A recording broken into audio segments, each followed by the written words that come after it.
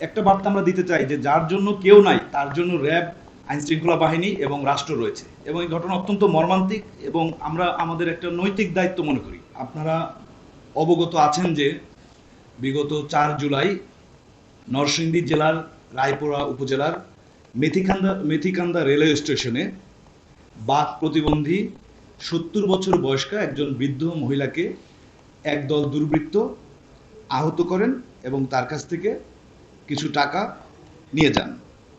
পরবর্তীতে ৮ জুলাই দিবাগত রাতে নরসিংদী সদর হাসপাতালে নেওয়ার পথে উনি মর্মান্তিকভাবে মৃত্যুবরণ করেন। এই বৃদ্ধা মহিলা যিনি বাক প্রতিবন্ধী, উনি প্রায় দীর্ঘ ২৫ বছর যাবৎ ওই রেল স্টেশনে একটি পরিত্যক্ত ভবনে থাকতেন।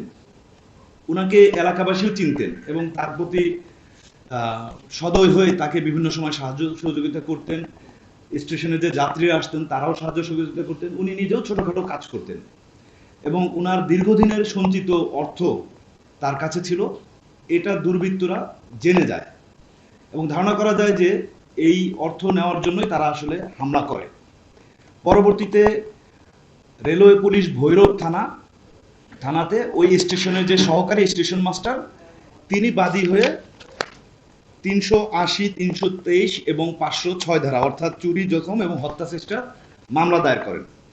এই ঘটনা জানার পর আমরা ছায়া তদন্ত শুরু করি এবং ঘটনার গুরুত্ব বিবেচনায় আমাদের র্যাব ১১-র নরসিংদী ক্যাম্প তাৎক্ষণিকভাবে জড়িত হয় এবং মামলার তদন্তকারী কর্মকর্তার সহায়তা, গোয়েন্দা তথ্য প্রযুক্তির সহায়তা, ঘটনাস্থল পরিদর্শন, প্রত্যক্ষদর্শীদের তথ্য সংগ্রহ এবং ধারাবাহিক অভিযানের মাধ্যমে আমরা মোট ৫ জনকে শনাক্ত করি এবং গ্রেফতার করি। প্রথমে আমরা ৩ জনকে গ্রেফতার করি নরসিংদী জেলা থেকে।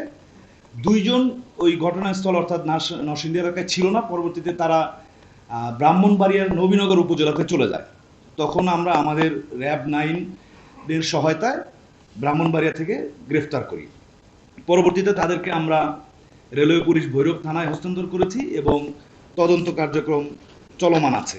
গ্রেপ্তার করে আসামিদের বিরুদ্ধে প্রয়োজনীয় আইনানুগ ব্যবস্থা গ্রহণ শেষে প্রেরণ করে এবং আপনারা জেনে থাকবেন যে দেশের আইন শৃঙ্খলা রক্ষা এবং অপরাধ দমনে র্যাব অত্যন্ত পেশাদারিত্বের সাথে দায়িত্ব পালন করে যাবে। এখানে একটি বিষয় উল্লেখযোগ্য যে এই যে বৃদ্ধা মহিলা যিনি আসলে ছিলেন একজন প্রতিবন্ধী, একটা বার্তা আমরা দিতে চাই যে যার জন্য কেউ নাই তার জন্য র্যাব, আইন শৃঙ্খলা বাহিনী এবং রাষ্ট্র রয়েছে এবং এই ঘটনা অত্যন্ত মর্মান্তিক এবং আমরা আমাদের একটা নৈতিক দায়িত্ব মনে করি। যার কারণে আমরা অত্যন্ত পেশাদারিত্বের সাথে তাৎক্ষণিকভাবে সর্বাত্মক চেষ্টা চালিয়ে তাদেরকে আইনের আওতায় আনতে সক্ষম হয়েছে। ৫ জনকে গ্রেফতার করা হয়েছে। তদন্তকারী কর্মকর্তা যদি মনে করেন যে আরো কারো সম্পৃক্ততা রয়েছে তাহলে তাদেরকেও আইনের আওতায় নিয়ে আসবেন বা গ্রেফতার করবেন। আমরা যেটা জানতে পেরেছি যে ওনার কাছে যে কিছু টাকা সঞ্চিত ছিল, এটা আসলে ওখানে যাদেরকে আমরা গ্রেফতার করেছি তারা জানতে পারে এবং এই ৫ জনের মধ্যে ৩ জনের পূর্বে মাদক সেবনের মামলা রয়েছে, অর্থাৎ তারা মাদকাসক্ত।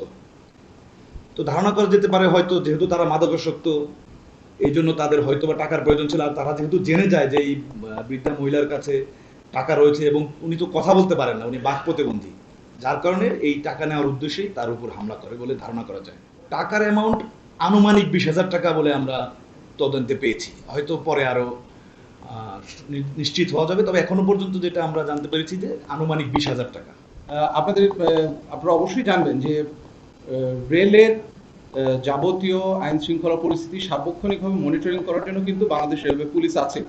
রেল পুলিশ এখানে তারা আন্তরিকভাবে কাজ করে যাচ্ছে, সবসময় তারা সক্রিয় এবং সচেষ্ট এবং যে কোনো ধরনের রেল স্টেশন হোক, ট্রেন হোক, যে কোনো জায়গায় কোনো ধরনের অপরাধ সংঘটিত হলে তারা কিন্তু মুখ্য ভূমিকা পালন করে।